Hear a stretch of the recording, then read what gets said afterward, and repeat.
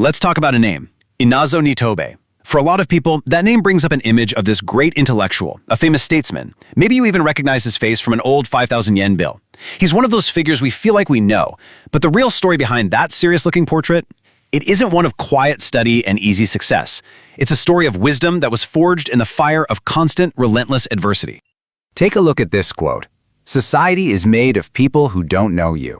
Now, coming from a man who lived his life on the world stage, that is a really startling thing to say. It's actually the key to unlocking his entire philosophy, and it hints at this deep personal struggle that we almost never hear about. So first, let's just look at that official portrait, the image that most of us have of Nitobe. It's a picture of effortless brilliance, right? A man who seemed to collect prestigious titles like it was just the most natural thing in the world.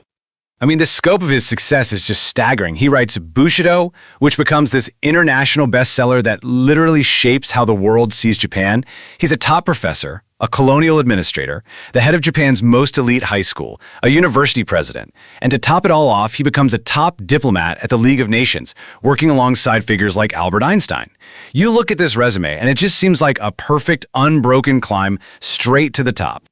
A flawless life, right? A man who was respected and honored everywhere he went. But what if that public image was just that, an image? What if it was hiding a much more turbulent and, frankly, a much more painful reality? Well, here's the truth. Inazo Nitobe's life wasn't a victory march, not even close. It was a constant battle. For nearly every single one of his achievements, he faced a massive wave of public criticism, ridicule, and just outright hostility. Look at this timeline. In the 1900s, he tries to write for ordinary people, and his academic peers accuse him of cheapening the university's brand. A decade later, he's a headmaster, and nationalist magazines are calling him weak and foolish, and even his own students are turning against him. And then, by the 1930s, his work for world peace gets him denounced as a traitor across the entire country. This wasn't a life of praise. This was a life under siege. And this is the crucial part. This constant firestorm of criticism is exactly what gave birth to his most powerful wisdom. See, he wasn't writing from some comfortable ivory tower. He was writing from the trenches of his own personal and professional wars. And this really reveals his true mission. His most important books weren't for the academics who scorned him. No, they were for working-class kids and young women who were just trying to navigate the difficulties of everyday life. He found his real audience, not among the elite, but among people who, like him, felt totally misunderstood. You want to know his standard for clear writing? It wasn't a fellow professor, it was his housemate. He said he would rewrite things over and over until she could say, "Okay, now I get it." And think about that. It's not just about simplifying things. It's an act of profound empathy. Because he'd been so misunderstood his whole life, he was determined to offer pure, accessible understanding to everyone else. So, the big question is, how can we apply his hard-won wisdom to our own lives right now? Well, his massive body of work can really be boiled down into 3 powerful lessons that feel like they could have been written this morning.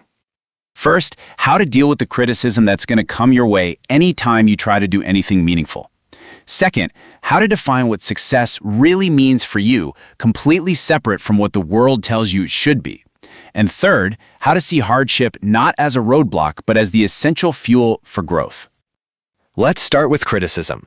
Nitobe is brutally honest here. He doesn't offer you some trick to avoid it. Instead, he just lays it out like a law of physics. If you accomplish things, you will be criticized. It's not a sign that you're failing, it's a consequence of you taking action.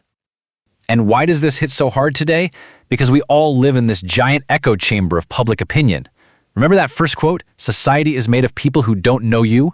That is the perfect definition of social media. Nitobe is reminding us a century ahead of time not to give so much weight to the judgments of strangers who can never ever know our full story. Next up, success.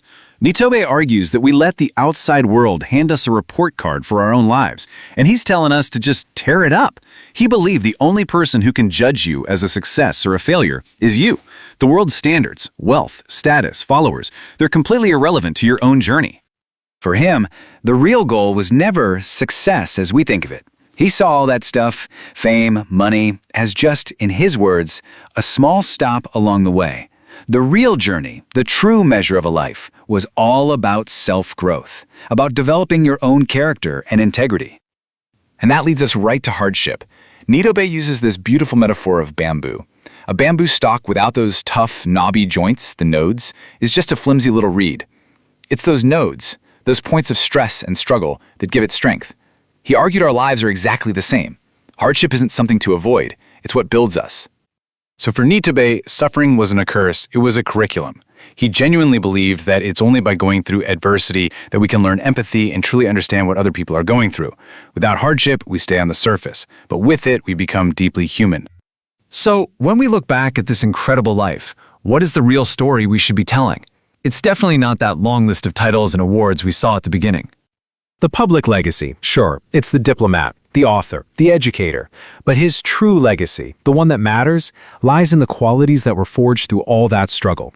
The empathy he learned from being misunderstood, the resilience he built against constant attacks, and the quiet strength to stick to his principles no matter what it cost him. In the end, Nitobe's life teaches us that our greatest strengths don't come from our successes. They come from how we navigate our hardships. He turned a life under fire into a source of inner wisdom. And that leaves us with one final question to think about. Where will you find yours?